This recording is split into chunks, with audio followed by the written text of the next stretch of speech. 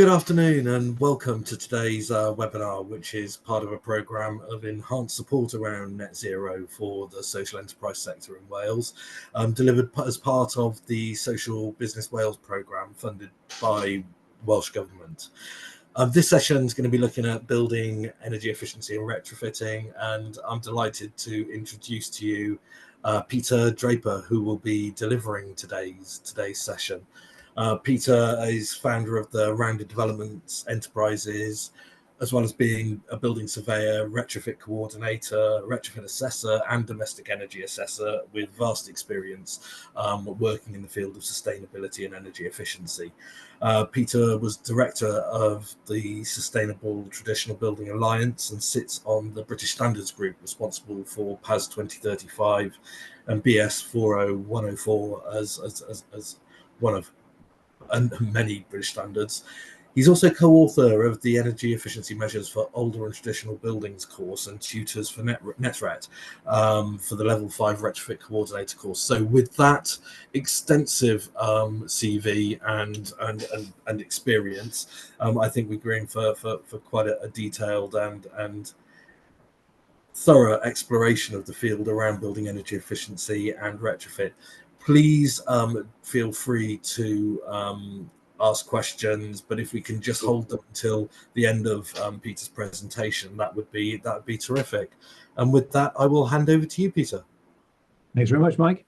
Welcome all. Pleasure to be here, and I hope that everyone finds the topic of interest. It's an absolutely vital element of for the UK and Wales as we're going forward, trying to get our buildings to be sort of energy efficient. But the key thing and the focus of the presentation today will be very much around making sure we do it right, and that means that we can just do it the once rather than and learn from the mistakes that many others have made on this sort of journey. So my experience has been, in this sort of field of working in sort of the community sector. Been set up Rounded Development, so that's a voluntary organisation based down in Cardiff, and our raison d'etre really is to sort of champion sustainable building in all its sort of shapes and forms. And it's I've been sort of lucky enough to be part of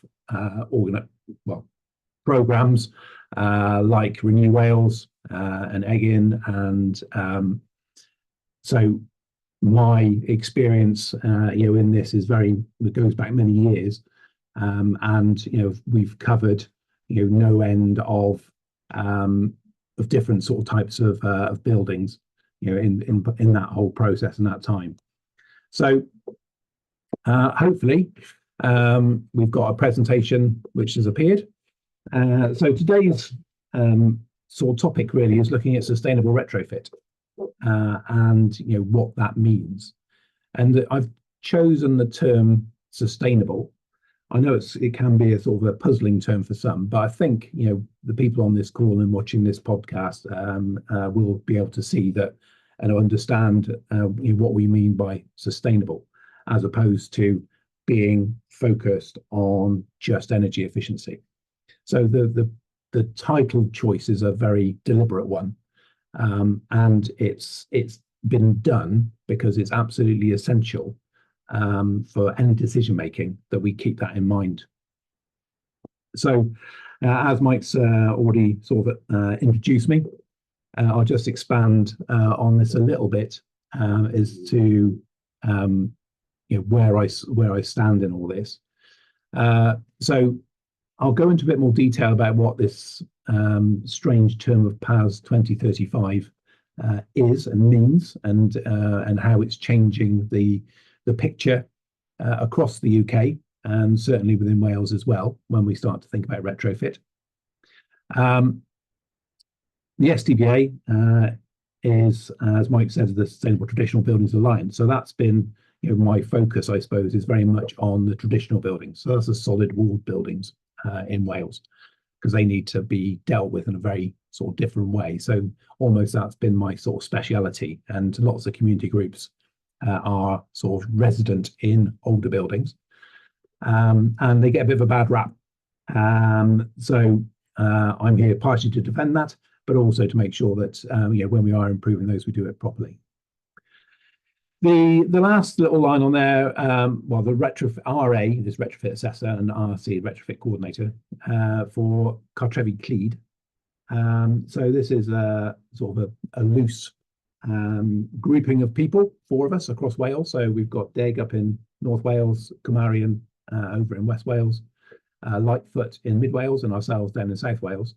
We've sort of come together to provide a service, a retrofit service for, so that's for homeowners and landlords, but it's all based around this PAS 2035 best practice document. So yeah, I helped to write PAS 2035, and this thing called BS 40104, which is the new retrofit assessment standard. So this will be a new British standard looking at retrofit assessments.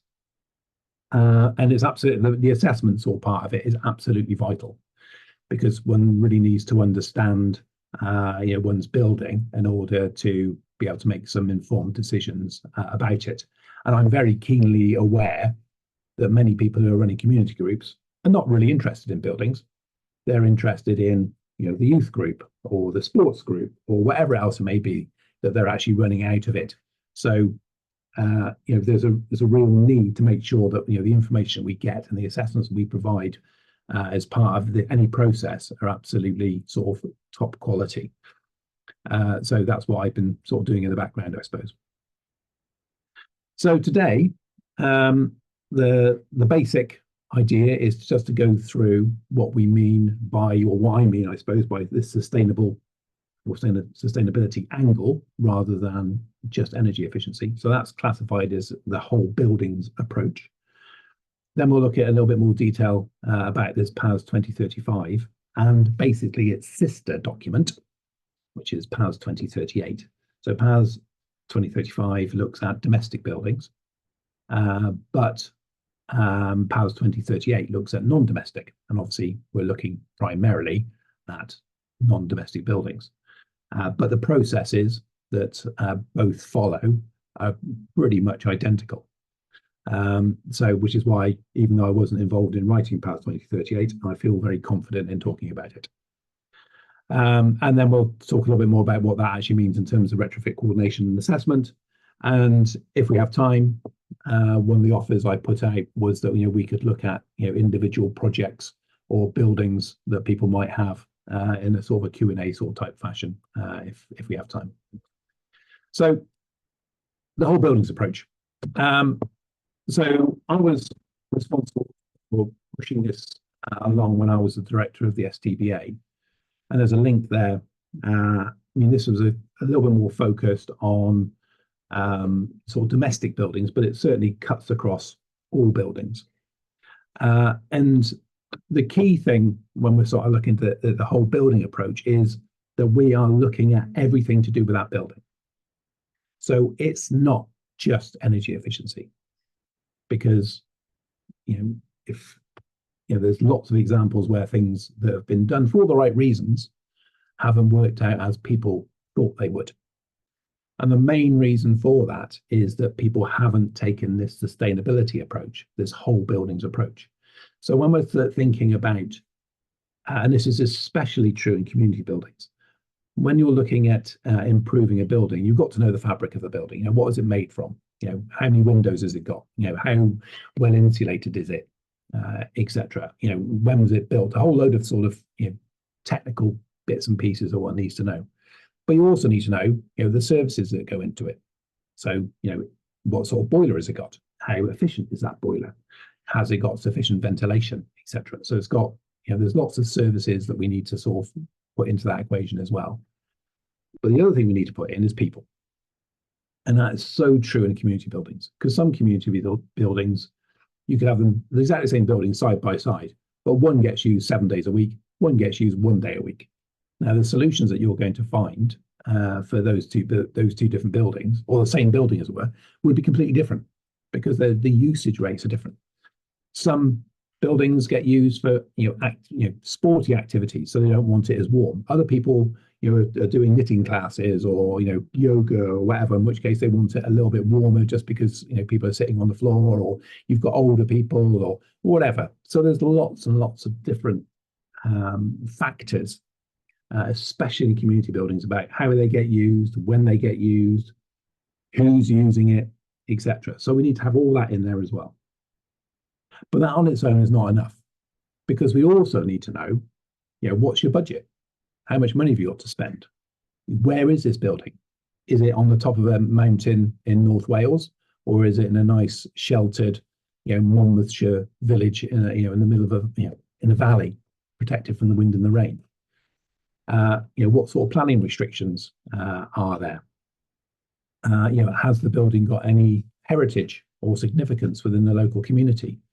Which way is the roof facing, for example? Is it possible to put solar panels on that roof?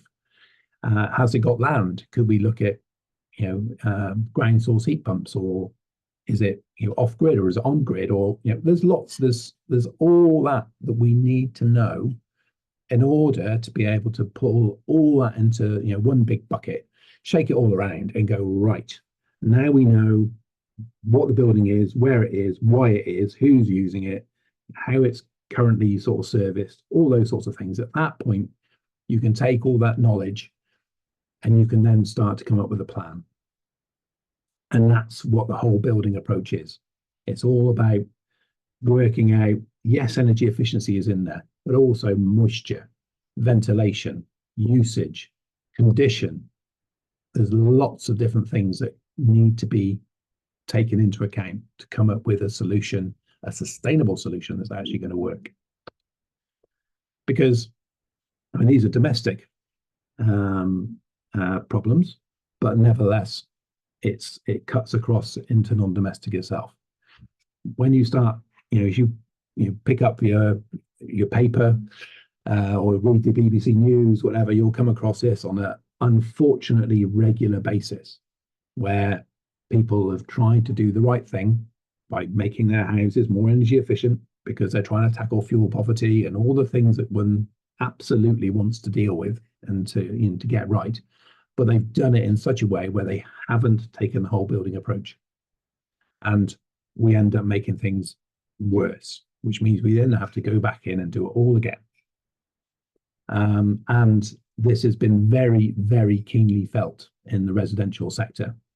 And it's one of the things that I've been very passionate about over my time doing this, which is about 20 odd years, is trying to make sure that we don't make these mistakes in the community sector, because getting grants is hard enough. Getting grants twice for doing the same thing is awful. So we have to get it right first time. And you can read the reports, you'll see them, say in the news, and you'll realize how much money it costs to put these things right. And it's not only the cost, it's actually also all the embodied carbon and everything else that goes into this as well, because you're having to take all these things off, and then all the insulation you've just put on, take it all off and then do it properly. And that costs a lot of money. I mean, people are aware of things like cavity wall insulation. The people who do cavity wall insulation, they've got sister companies who take it out again. So, it's a ridiculous situation, and there's no excuse anymore. We've been blessed in Wales because we've had people like John Edwards and Colin King.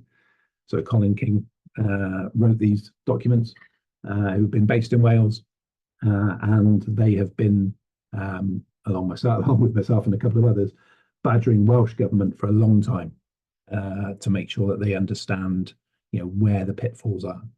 And hats off to Welsh government. They do understand, and they have listened, and they've changed the way they do things in order to make things right. But that doesn't mean that it doesn't, mistakes aren't still being made, and that's largely due to the way that the industry is structured. And it's one of my frustrations, but nevertheless. So certainly in Wales, where we have the largest percentage of solid wall properties across the whole of the UK, roughly about a third, and say lots of community groups have older properties. then getting that right takes a bit more knowledge and takes a little more thought. It's all doable, but you need to know what you're doing. And the industry at the moment doesn't really know what it's doing, because the industry does what the industry does. But that's the reason why PAS 2035 and PAS 2038 were developed, because even though we've known about these things for a long time and known what the risks are, then they haven't really done anything about it. And one of the key documents that underpins this has been this freely available BSI, so British Standards again, white paper it's called, on moisture in buildings. And this was written by a lovely man, Neil, who's no longer with us, unfortunately, but and it goes into a whole load of detail about how we manage moisture in buildings, because energy efficiency is absolutely key, but energy efficiency does kill buildings. The thing that kills buildings is moisture. So we have to make sure that whatever we do, we get moisture right. If we get moisture right, then that allows us to get energy efficiency right. If you look back at all the horror stories, then it's all about damp and mold, moisture. So that's what we need to be really focused on to make sure that we get that right. And I cannot emphasize this enough, because this is where the mistakes are made. So we have to sort of really know our onions when it comes to how we deal with moisture in buildings.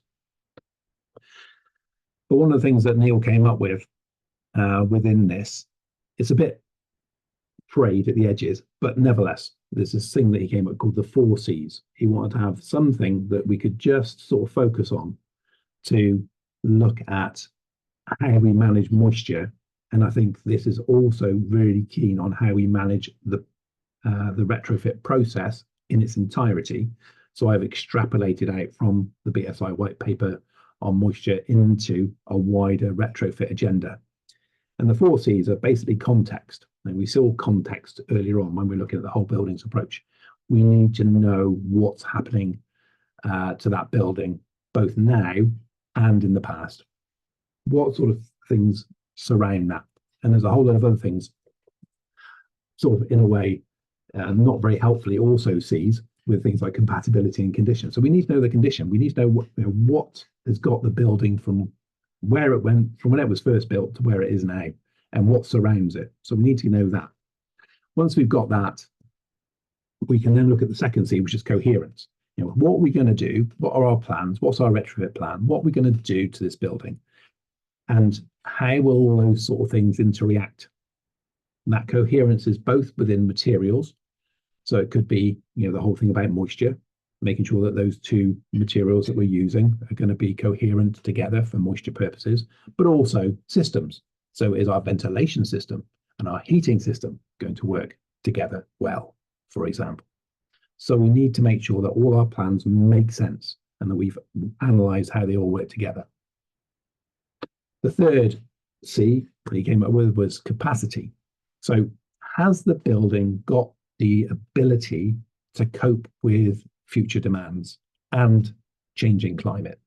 So we know that the weather is predicted to get warmer but wetter, more storms, etc. So has it got big enough guttering? Simple things to be able to cope with that extra rainfall. But also, and especially in the community setting, what are the demands of the community group? Are they going to be changing? We're living in an aging population. Is the the community group slowly morphing into providing new services? Can we build that into our plans, etc.? And the last one, and the last C, was caution. So, and this is the thing that still is not being dealt with sufficiently by people like housing associations and others, is how easy is it going to be to maintain that building? What sort of risks does it face? So we need to take a cautionary approach so that we can access the building easily, to be able to clean it, to be able to maintain it. If something goes wrong, do we need, can that be fixed easily? How accessible are things, etc., etc. So again, using these ideas of context, coherence, capacity, and caution always takes us through from the past through to the future. And it takes us through a process of understanding where we are, what we're doing now. Is it going to be right for the future, and is it going to be able to withstand the factors that we know are sort of heading our way? Because what this is all about is risk. We need to risk manage what we do and how we do it. So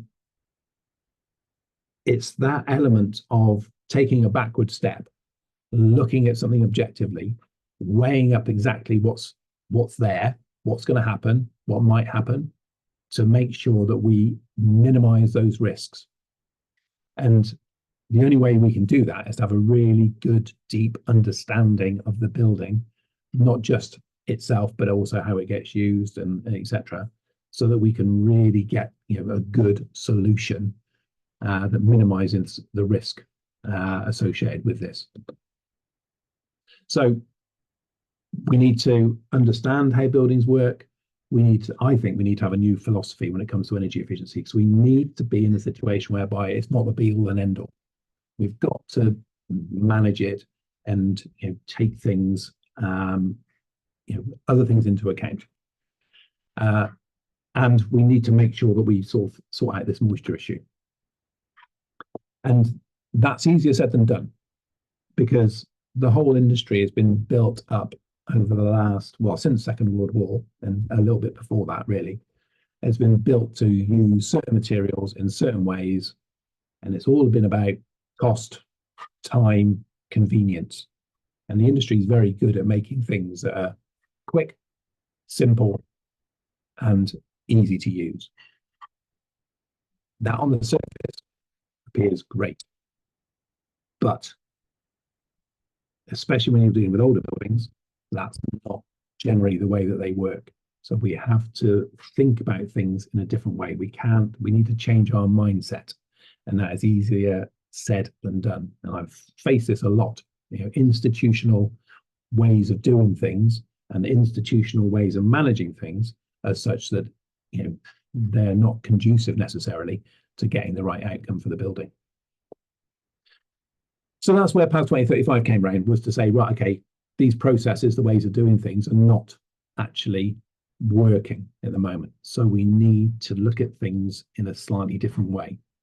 So those are the two documents, PAS 2038 and PAS 2035. And you can see it's about retrofitting non-domestic or domestic buildings for improved energy efficiency. So this is all focused on energy efficiency to a certain extent. But what it's done is it's taken that, because that's what the government wants to see, our carbon emissions come down and, our fuel poverty go down and all those sort of things. Absolutely. But what this has done is actually taken that aim and then embedded the whole building approach into it. So we use the whole building approach in order to get to the energy efficiency.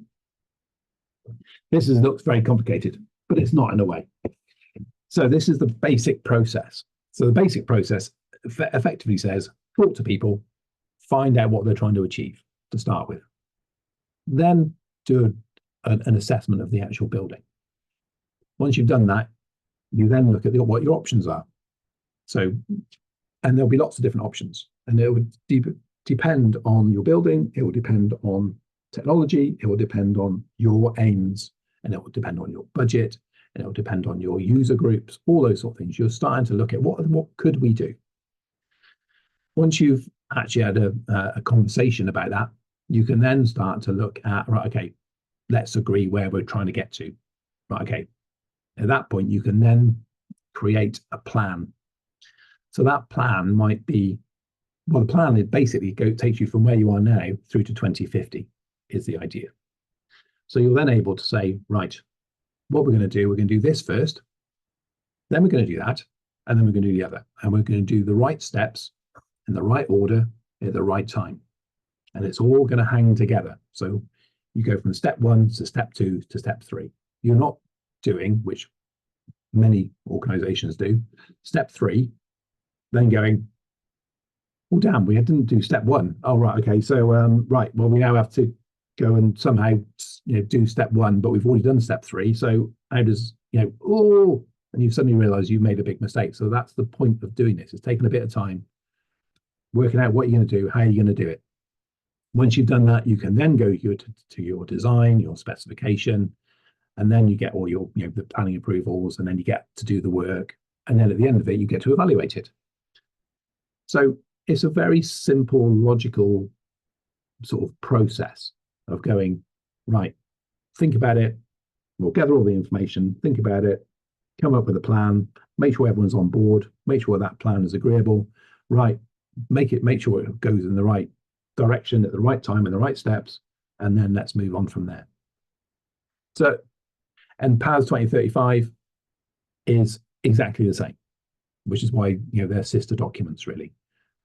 Similar thing, come up with a project, discuss what you want to do the assessment, do the evaluation, come up with a plan, do the design, do it, and evaluate it. So it all makes sense. There are a few other little side things in there, like another British standard, 7913, which is all to do with significance. So if you've got an older building, well, not necessarily older building, a significant building, it could be a modern building, which is of interest to the community, or to cadw'n or whoever it might be. So there's a way of making sure that we sort of take those things into account. And there's also things for high-rise buildings as well, because they have a different sort of set of pressures, etc. So I say that where they differ a little bit is the fact that with PAS 2038 you have a retrofit lead professional, and that person's a person. So that's effectively, in PAS 2035 terms, is the retrofit coordinator. So the person who takes overall sort of project management of the whole process, to go, right, okay, to make sure that the process is followed and everyone knows what they're doing, and so on and so forth. So if we're looking at this from a community point of view, a non-domestic building, it may well be it's a surveyor or an architect or a project manager who's taking that over site to make sure that we actually do the whole building process. With PAS 2035, they've created a whole lot of jobs. So retrofit coordinator is the same person, does the oversight to make sure it happens, but there's a retrofit assessor, designer, installer, and evaluator.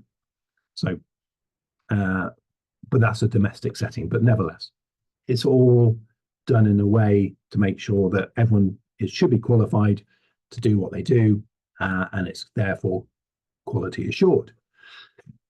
And that quality assurance goes through Trustmark for PAS 2035. So I'll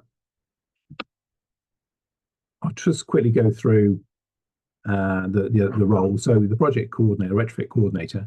So PAS 2038, which is the non-domestic one, says that if you've got a small building or a converted old house or some of that similar that you're occupying, even though it's a non-domestic sort of community centre, you would then use the PAS 2035 route rather than the PAS 2038 route, because so in that sort of situation you would have a retrofit coordinator, and they're a level 5. So this is sort of first year university level qualified person who should know what they're talking about, who studied this and studied building physics, etc., to know how to manage energy, moisture, etc. in buildings. And they would be the person who does the project management oversight of everything. So they're making sure the assessment's right, they're making sure the specification is right, they're making sure that things get evaluated, etc. And the key thing about this, or the key role in this, which is really vital for people to understand, is that they are there to protect the client and the public interest. So they are there to make sure that what gets done is done properly. Now, the way that's been interpreted, or the industry has interpreted a lot of this, is that the industry, the installers, have actually employed the retrofit coordinator. So that is, to my way of thinking, not independent and not the best scenario. So having an independent person to take charge of this is a very, very big recommendation on my part. When you start looking at things like Eco4, which is funding streams, then that's been misused, and it's still being misused by the industry just to get whatever they've got to sell into people's properties. So that must be avoided if at all possible. So Legally, it's a retrofit coordinator's responsibility to look after you and your building. And the public interest is because we're only custodians of buildings, aren't we? So that building is going to be around for another 100, 200, 300, 400 years. So it's in the public interest to make sure that that building isn't messed up. So that's where that comes in. As I say, that person is qualified to a level 5, and they will then take you through your options. So this is, what are the improvement options that we're looking at? And these are generally energy efficiency measures. So whether we're changing our boilers, whether we're going to put insulation in, etc. We need to sort of work out how that looks to you. How financially viable is it? What's its impact on carbon footprints? What's its carbon effectiveness, etc. And then looking at those sets of measures and coming up with those agreed measures with you as community building owners to say, or custodians, to say, right, okay, this is what we're going to do. This is how we're going to get from where we are now through to 2050, trying to make our buildings as close to zero carbon as possible. And then, as I say, after that, we're doing this improvement plan, which is then because you're probably going to do it in stages. If you're lucky enough, you might do it all in one go. But most people are going to do it in smaller bits. But we want to make sure that those smaller bits actually are coherent and you're not left in between those bits with a whole lot of problems. So that's really important. And the other thing to bear in mind within this is that there is a focus on doing the fabric first. So that's doing the insulation, etc. So that's the principle, is to do that because then that obviously lowers demand. And if you lower demand, then you can get the services right afterwards. And then once you've got all that, then you can top all that up with renewable energy then. So that's the principle. The reality is that many people haven't got the funds to spend £250,000, £500,000 insulating their old church, whatever it might be. But they might have access to £10,000, £20,000 to put some PV panels up, some photovoltaic electric panels up. So, it's really important to recognise that actually, not doing the fabric first because that's not economically viable, but you can make an impact by doing some renewables, for example, even though that should be number 3 on the list of fabric, services, renewables. Actually, doing renewables first in many situations is absolutely what happens, and there's nothing wrong with that. So don't be afraid if you hear this focus on fabric first, but because yes, in an ideal world that would be the case, but the world is not ideal. So that's the process, and one of the key things within all this is the assessment. And so I put this down. This is the new, it's not out yet, it's being consulted on at the moment, but effectively this is what we're looking at, getting all the contextual stuff in, together. So the planning, is it in an exposed location? Is there a risk of radon? What's the risk, flooding risk? What's the, etc. There's a whole lot of sort of stuff we need to check, sort of past coal mining activities and things like this to make sure that things aren't going to go pear-shaped. Then there's an assessment, and that's generally using a set, an agreed, accredited sort of formula. But we're also looking at the condition of the building, because obviously that makes a huge difference, especially around moisture. How well has it been looked after? What's the guttering like? Is there damp in the building already, etc. So there's all that sort of stuff we need to gather. Then ventilation. How does the ventilation work? Is there a strategy? Is it working? Have we got condensation issues? Potentially through a lack of ventilation. Then this occupancy, which I've mentioned already, significance. So again, that's both formal significance. Is the building listed? Is it in the conservation area, etc. But also there's fluffier stuff, I suppose, where you say, has that building got some significance for the users or for the committee? Certain aspects of the building that you want to keep. It could be the appearance. It could be internal things that have got some historical significance or community-based significance. And then we're also then looking at what's already there in terms of and what your plans are. So, for example, you might be going, well, really want to have a heat pump. And you go, well, that's fine, but have you got space to put a heat pump? So we're also looking at things like that. So that's all part of the assessment. And as part of that energy assessment, we're doing things like doing a measured survey.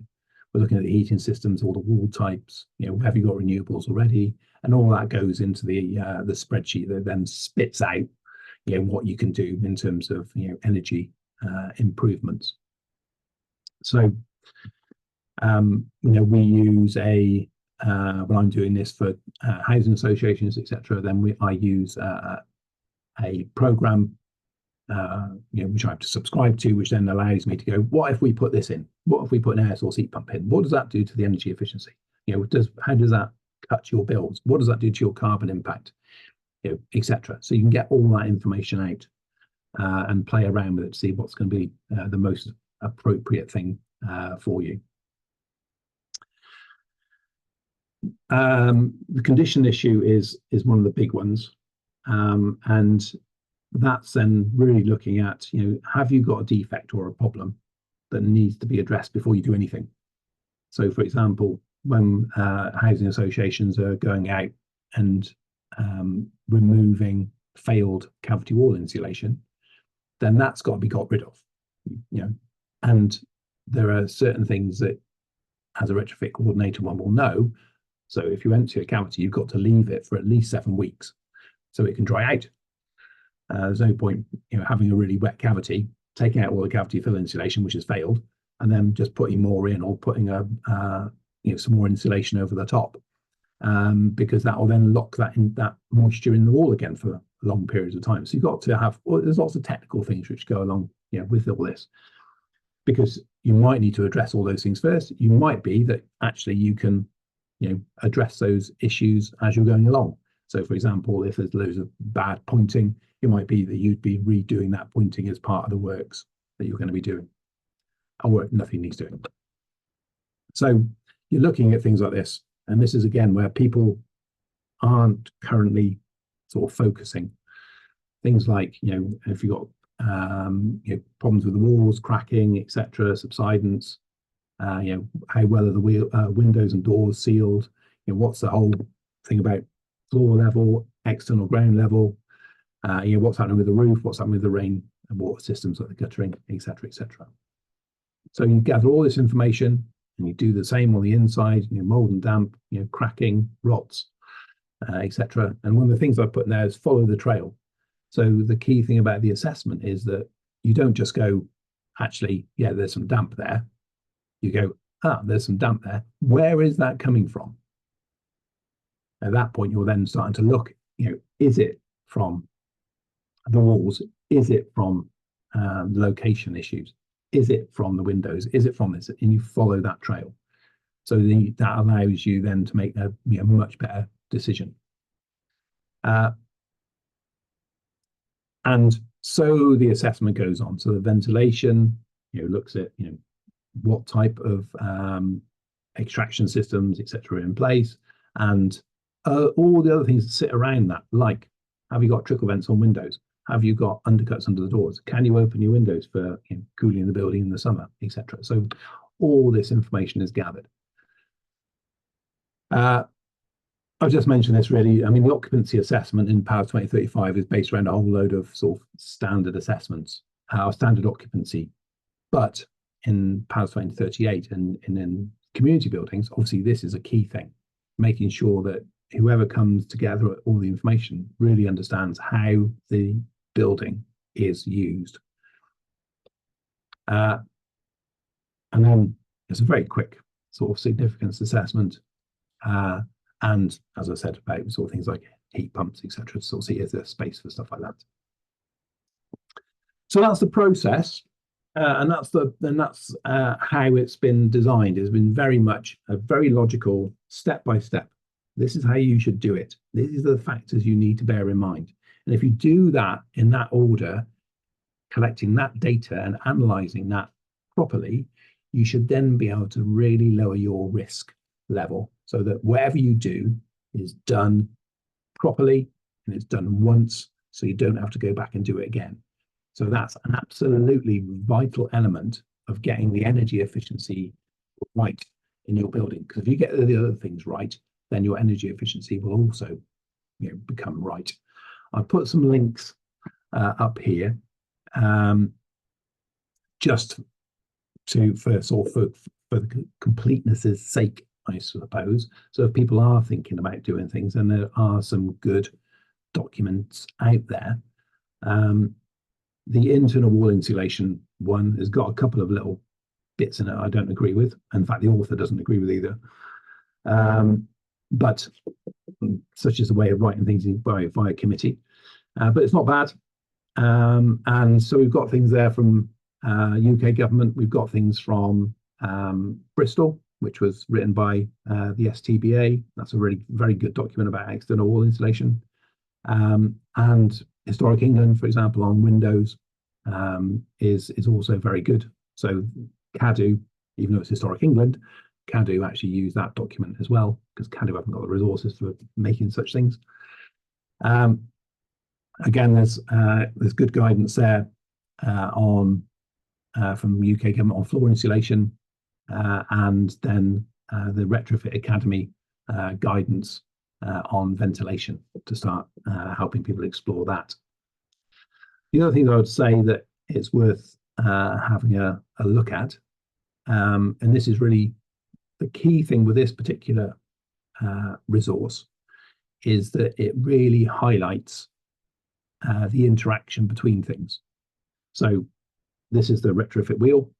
Again, it's an STBA resource, and you'll see around the outside of the wheel, you've got things like it says at the top there, wall and roof, floor, windows, etc.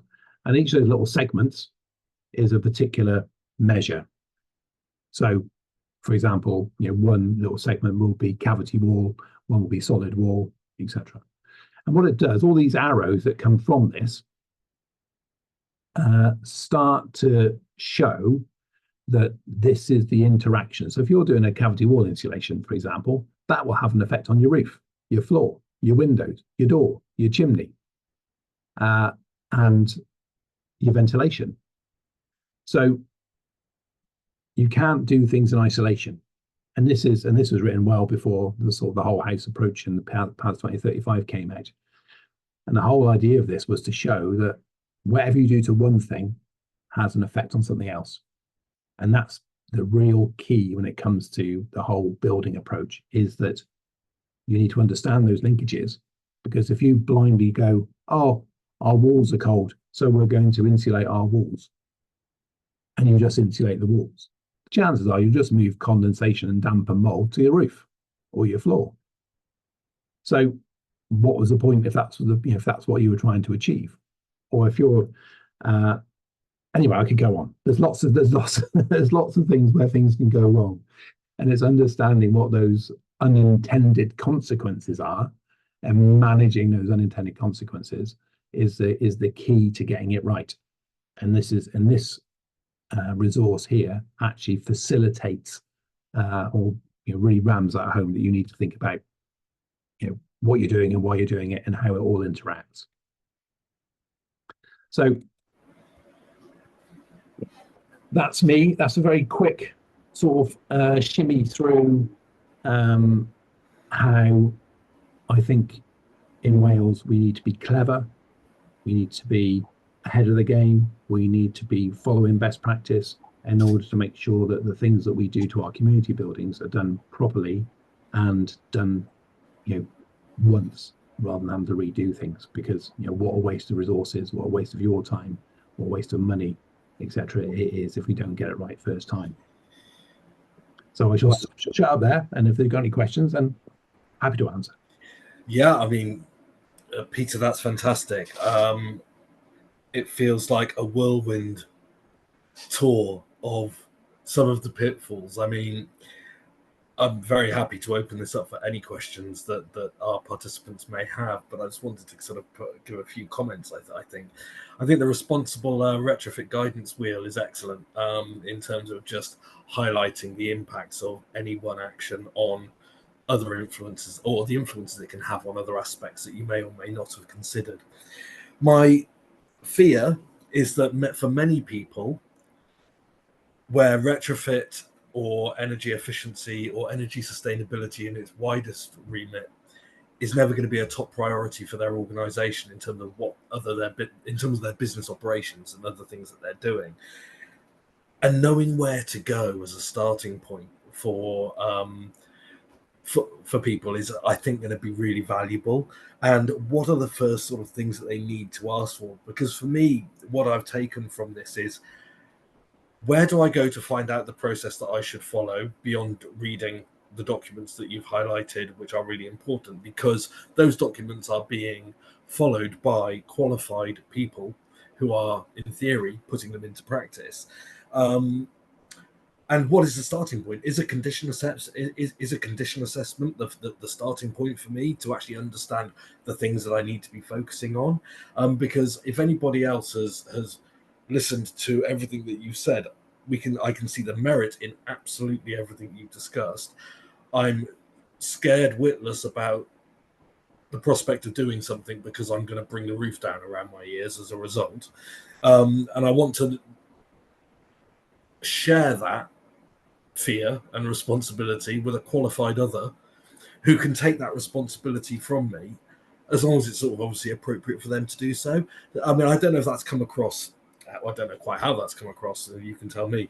But in terms of sort of, that's my starting point. It's, so where do I go next? And what is the very next? What's my top priority for taking action to make sure I don't get this wrong first time? Yeah, I mean, I think the main thing is being aware of those two documents. So the PAS 2035 and PAS 2038. So PAS 2035 is now available free.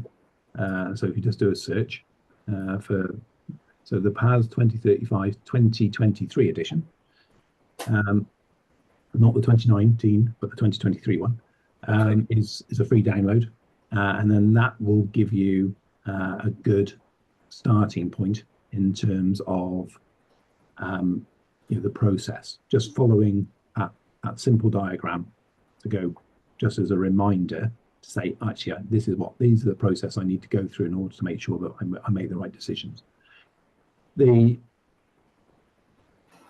next thing, I think, for many community groups will be trying to find then an independent retrofit coordinator, because the way that buildings work, whether they're domestic or non-domestic, are fairly similar. We use the same bricks, we use the same frame, we use the same wood, we use the same blocks. It's all pretty much of a muchness. They're applied in slightly different ways, but effectively, if you've got that understanding to be a domestic retrofit coordinator and qualified in that, then you should be able to apply a lot of that knowledge to a community building and a community setting. There is a list of people who are qualified through the Trustmark website. So if you go through Trustmark, then they do a find a tradesperson function. So those are people who are registered, with them, and you have to go through a process, obviously, in order to be able to do all that. And you can do a search in there for retrofit, which is fantastic advice. I mean, that's brilliant. And I think highlights for anybody who's looking at trying to get secure funding for improvements. One of the key messages I'm pulling away from this is to try to make sure you're incorporating some kind of revenue funding to be able to ensure that you're bringing in a retrofit coordinator or assessor as a part of the project to provide that initial first line level of defense against any, should we say, dubious installers that might have their own approach or ways of doing things. Because I think no longer is it sufficient just to go out there and get 3 quotes for works. You need to know that you're actually, that the works are appropriate, that they're correct, that they're being done in the right order, but they're being done by fully qualified people, and that all of the risks are being mitigated as far as humanly possible. So factoring in that funding, within your funding, a retrofit coordinator, I think for me seems to be one of the key takeaways. Yeah, and I think that So, for example, I do consultancy work at the moment for people like WCVA and Sport Wales, and they contract me in to do energy audits for people who are looking to apply for their grants. Now, when I do those, I don't do an energy audit. I do a sustainability audit. And, you know, I think it's really important for funders to really understand, you know, value for money from their grants. And value for money must be linked to sustainability. And sustainability is intrinsically linked to doing it right first time. So there is a need, and I've given sort of presentations to, you know, the wind farm, various wind farm funders and others, to sort of say you need to really start thinking about this, and the lottery, about, you know, holistically assessing buildings and holistically allowing organisations to have that sort of information gathered, so that they can then make you know, a good, sound judgment based around risk. So there's two prongs at this. There's the demand prong from the organisation saying we want to do this right, and we just, you know, we're interested in making sure we do it right, but they're not being blinded by you know, the news saying we must cut carbon and carbon's the only metric in town. You know, we need to get an educated client base, but we also need to get an educated funding base. And I think this is, you know, obviously this sort of today is part of trying to create that educated demand to be able to say this is what we need in order to be able to make sure that we do the right thing. I did have more follow-up questions around Welsh weather, but from an insulation perspective, and understanding that actually there's potentially a higher propensity for things to go wrong as a result of the extreme weather that many areas of Wales face. But before we go into any of my last couple of points that I wanted to ask about, does anybody else have any questions that they would like to ask, or any specific examples they'd like to provide? Don't be shy. Well, if you do, just raise a hand or just unmute and interrupt. But we'll keep on for another 5 minutes just to take us up to the hour, as it were. For many organisations, I think one of the big concerns or flashing alarms is going to be, how much is this going to cost? To basically not just to get the job done and done right, but to actually put in place all of the assessments and condition reports and all of those other assessments that need to be undertaken. Do you have a view, for those that can't afford to get measures undertaken, on going down the route of energy services companies and actually looking to almost outsource your energy requirements to professional organisations on a long-term contract or such like? My worry with those is that their game is energy. Simple and straightforward. You know, that's their model. Their model doesn't take into account whether your pointing's all right, or, you know, where you are in the world. It doesn't look at things like that. It goes, all right, okay, on paper, we can save you money by putting, you know, this in or doing this to your building, and it will all be modelled that way. And as I've sort of intimated at the very start, this is where housing associations, for example, were from, because they were carbon reductions and fuel poverty, and they were trying to do the right thing, and they thought they were doing the right thing, and with all the right intentions. And I'm doing a project at the moment up in Merthyr, and we, as part of this project, we are extracting cavity wall insulation from virtually every house. There's 170 houses. And we're taking off external wall insulation from a further 8 houses because it wasn't put on properly. So again, you know, it's a £5 million project now. So this is the implication, is that, you know, you're trying to do the right thing, but if you don't and if you're focused purely on one thing, which is energy, then the chances are you'll get it wrong. And if it does go wrong, you'll reach for the for your warranty or your guarantee or your arrangement, and then you'll come across lots of small print at that point. I am convinced that that's, and suddenly you'll find yourself that, without a leg to stand on, going, well, we've said this and it predicted that, and we've done this, so it's not our fault. And I come across that a lot, where there's lots and lots of wriggle room, and you don't come across that until you need to come across it. I think that in terms of payment and costs associated with doing this, is part of me thinks, can you afford not to? Yes. Can you afford not to spend 500 quid, £1,000, whatever it might be, in that sort of region, to not have the right information for then going ahead and doing a £50,000, £100,000 piece of work? I think 100 quid is well spent at that point, to make sure that you actually do it properly. And I think a lot of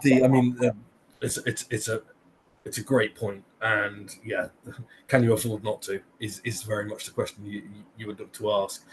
From my experience, as you say, you've highlighted a number of organisations which are providing sort of offers of support in terms of surveys and those sorts of things, either through WCVA, Sports Wales. Often 7Y Energy Agency are brought in and involved, and they use associates and experts such as yourself to undertake surveys and audits.